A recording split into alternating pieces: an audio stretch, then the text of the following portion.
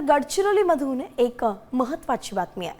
आदिवासी शेतकऱ्यांच्या जमिनी आता गैर आदिवासींनाही भाडे तत्वावरती घेता येणार आहेत। यासाठी एक स्वतंत्र कायदा तयार करण्याची तयारी राज्य सरकारने सुरू केली आहे आणि लवकरच या संदर्भात शासन निर्णय निघणार असल्याची माहिती महसूल मंत्री चंद्रशेखर बावनकुळे यांनी गडचिरोलीतील पत्रकार परिषदेत दिली आहे। याआधी आदिवासींच्या जमिनी हस्तांतरित करण्याची तरतूदच नव्हती।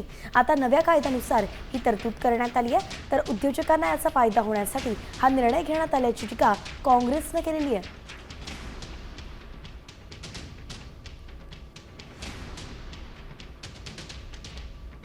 उत्खनन करायचं असेल आदिवासी जमिनीमध्ये एखाद्या शेतकऱ्यांना आणि ते ज्यांच्यासोबत ते करार करणार असेल तर त्या कराराच्या वेळी त्यांना आपल्याला पर टन किंवा पर ब्रास जे काही मुरुम असेल, रेती असेल किंवा आदिवासी भागातल्या शेतकऱ्यांचा लोहखनिज असेल, कुठल्याही प्रकारचं मेजर आणि मायनर मिनरल्स असतील त्यांच्याकरता आता आम्ही परवानगी देतोय।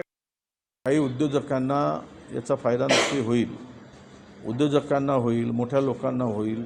30-40 वर्षाच्या जमिनी लीजवर घेतल्यानंतर तिथे काय राहणार, काय तो आदिवासी राहील।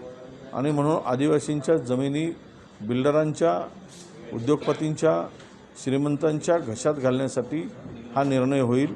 याचा पुनर्विचार महसूल मंत्र्यांनी करावा। आता isakal.com आहे देशातील नंबर 1 ची मराठी न्यूज वेबसाईट। प्रत्येक अपडेटसाठी isakal.com ला नक्की भेट द्या।